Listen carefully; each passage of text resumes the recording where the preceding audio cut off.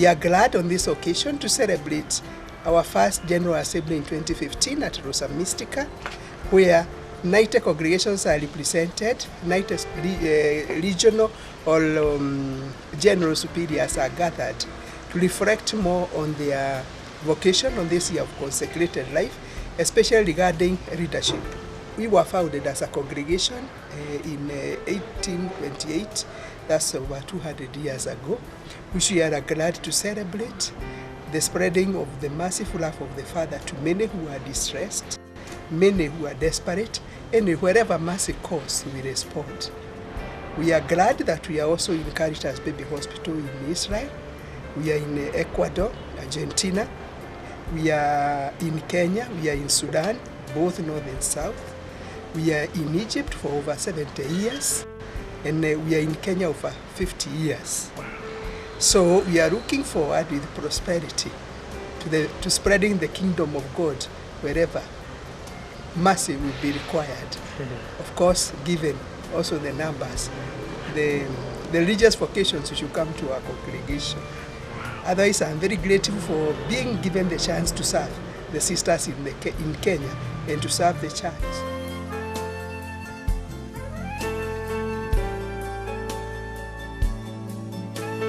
We think that this is a very opportune moment and a very appropriate theme for the season that we are in. We need for the religious institutions and those that are serving people on the basis of based on their values from scriptures and from the Bible. They need to be able to see the signs of the time and then be able to respond appropriately. Our world definitely needs to be transformed at the society levels. There are many vices that we are seeing, and the church is therefore being challenged to be able to come out and address these vices, and at the same time support those that they are transforming in terms of being the change that is needed. So I really commend this particular conference and assembly.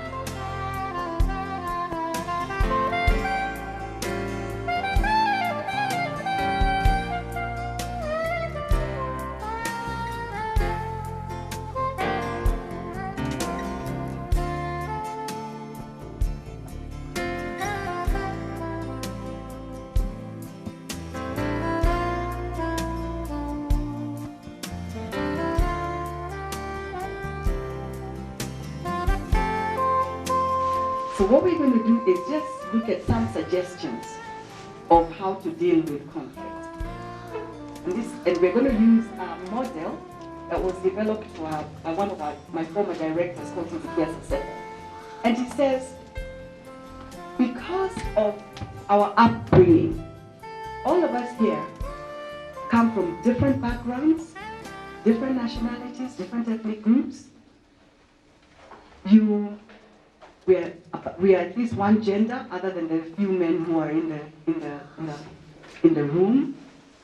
So because of our background, the kind of values, the kind of culture, the kind of belief that you have, since we all come from different backgrounds, the possibility of us seeing things in the same way is very different. That has a major impact on how we see issues. So that if I'm a Muslim, and I've grown up in a culture where we practice Islam, and you've grown in a culture where you practice Christianity, when we encounter one another, the way you do things and the way I do things is bound to create some frictions, because we do not understand one another. Our cultures are very different. And so in our formation, we have certain values, things that we find value, that we value, and the things that we value can be very different from one another. For instance, in the pastoralist communities where they do cattle rustling, their interpretation of why they take cattle from one group to another has a totally different meaning than a person who is not a pastoralist. For me, if you come and you take my cattle, I will look at it as you're stealing.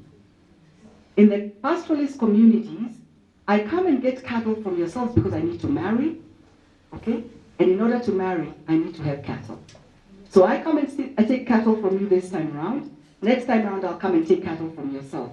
So the values that we grow up with determine on how we engage with one another. For Kenyans, they have particular perceptions about the Kikuyu people. All right? So ordinarily, we are Christians. We believe in loving everybody. But when it comes when we have political issues emerging, and then there's a lot of talk on, the Kikuyus, they've always been in leadership, they are corrupt, they love money, they are thieves, they have really squandered they're the richest people in Kenya. So generally, we just don't like the Kikuyus, all right? So we have those kind of perceptions. Oh, but the Luos, look at them. They like talking big, big.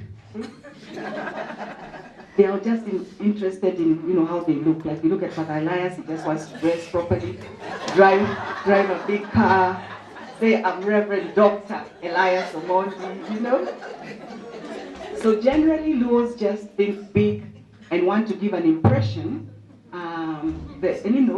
they can't tolerate people who don't look but in certain ways. Then you look at the Luhias, and it's okay, the Luhias, they like eating chicken a lot. Many of them, they are very hardworking, so it's good to get them as people, who do hard work in houses. Kambas are neither here nor there. We've got, Kalonzo Musyoka, who's Wiper, Watermelon, Mara is with Kibaki, Mara is with Raila, So you can't quite tell about Kambas,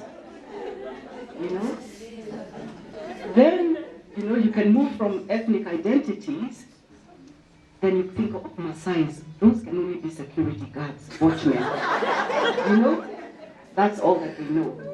Then you move from ethnic groups you can get into, and the Kalenjin as well. Those ones are just runners, nothing else. Okay? Just physical might. Then you can move from ethnic identities to race. Okay, so Asians. The way Asians treat Kenyans here. So you already also have your bias towards the Asians. Oh, and the whites, my goodness, they're colonialists. Mimi Mungu ya hapa yote, I'm the lord of this place, and the kind of things that they took us through. So already in our minds, once you see a white person enter a room, your defensive mechanism goes up because, they want to colonize us. They want to dominate us. And there's no way we are going to let them dominate us again. They did it once, now we are the ones. They should go, we take over. Yeah, the Kairos moment of Africans taking over. And currently in the Africa Union, you have a slogan, African solutions to African problems. Yes, we want to assert ourselves as Africa in the continent. We don't want to be dominated anymore. So we come with all those kind of perceptions in our interactions and in our relationships, both as individuals, as nations. These are the things that we find in us, very strongly in us. And again, you might find that in your growing up, you only grew up in a particular area, all right? You grew up maybe in either Maasai land, or you grew up in Asia, and now because we're a global community, our cultures are interacting. And when our cultures interact, it becomes very difficult for us to be able to engage without always going back to, but how do we do it in our own culture? And then we become ethnocentric, that my culture is superior, is the best way of doing things, because that's all that you know. Now, having that within you, definitely when a conflict happens, we will deal differently with conflict, all right? Our responses to conflict will be different. And because we respond to conflict differently, the consequences also become different. Now, if we learn how to deal with our conflicts, where you recognize that since conflict is inevitable, and we are coming from different backgrounds, okay? And it's important for us, rather than responding in a destructive manner, which is what normally happens even in politics. Elections have been stolen, Or you don't agree with a particular government, the next thing is let's have a coup. Let's have people go to the bush, arm themselves and begin to kill, and you begin to fight. You use violence to deal with your conflict. And if you use violence to deal with your conflict, the responses are negative responses. You have people dying, property being destroyed, infrastructure destroyed, people going backwards. So the consequences there keep you in a cycle of the same cycle of every time conflict happens, the only way you know how to deal with conflict is to do what? Is through violence. Or if conflict happens, the only way you know how to deal with it is to avoid it. Okay? You don't want to engage in it. And we'll come to that later.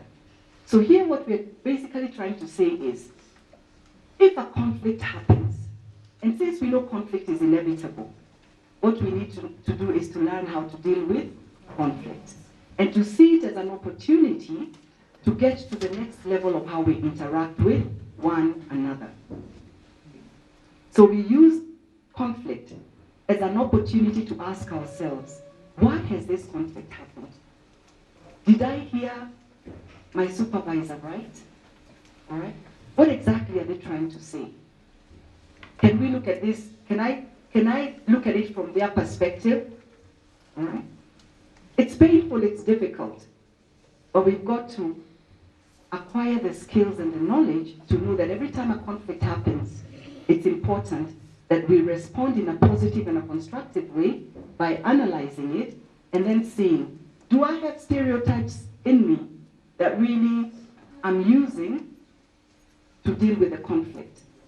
Am I just refusing to accept, to change, because it's coming from somebody who's junior than me, and yet I'm in the wrong? Or do I have a bias because this person comes from the West? All right? So being able to understand ourselves and unpacking our values, our belief systems, our attitudes, and our perceptions so that we are able to respond to the conflicts that we have in a positive way. And use it as a growing and an opportunity for new understanding, for broadening our scope of how we relate with one another.